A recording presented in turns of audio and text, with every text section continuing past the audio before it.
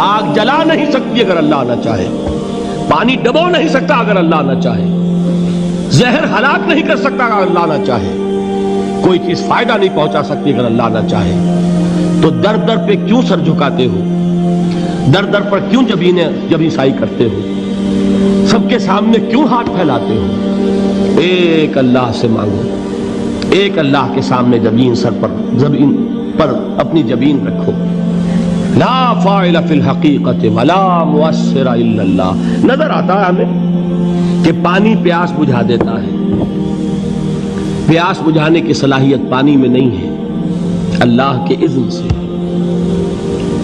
کھانا بھوک مٹا دیتا ہے، بھوک مٹانے کی صلاحیت کھانے میں نہیں ہے، اذن رب میں۔ دیکھیے یہی یقین تھا حضرت موسیٰ علیہ السلام کا واقعہ یاد کیجئے۔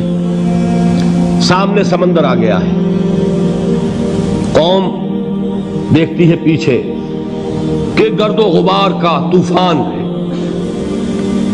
معلوم ہوا کہ فرعون اپنے لشکر سمیت آ گیا ہے۔ لشکر جب چلتا تھا تیز رفتاری کے ساتھ تو گرد و غبار کا جو طوفان اٹھتا تھا اس کا تصور کیجئے، اور لمحہ بلمحہ وہ قریب آ رہا ہے۔ پوری قوم نے کیا کہا؟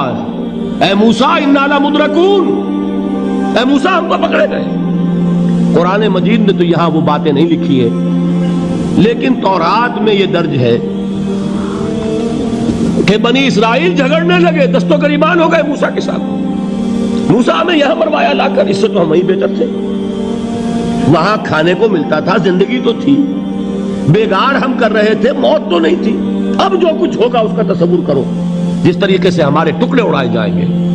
تو لڑ رہے ہیں حضرت موسیٰ علیہ السلام سے، یہ تورات کی تفصیل ہے۔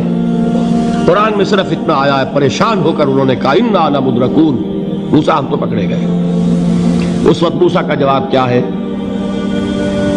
کلا ان معی ربی سیہدین، نہیں، میرے ساتھ میرا رب ہے، وہ راستہ دے گا۔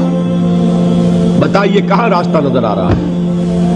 یہ ہے ایمان بالغیب۔ راستہ نظر نہ آئے تب اللہ پر یقین ایمان ہے۔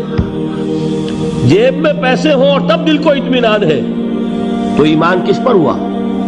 پیسے پر، اللہ پر نہیں۔ جب وسائل و ذرائع نہ ہو اور پھر یقین ہو کہ اللہ مسبب الاسباب ہے، وہ اسباب کا پابند نہیں ہے، وہ اسباب کا محتاج نہیں ہے، اسباب اس کے محتاج ہیں، اگر یہ یقین ہے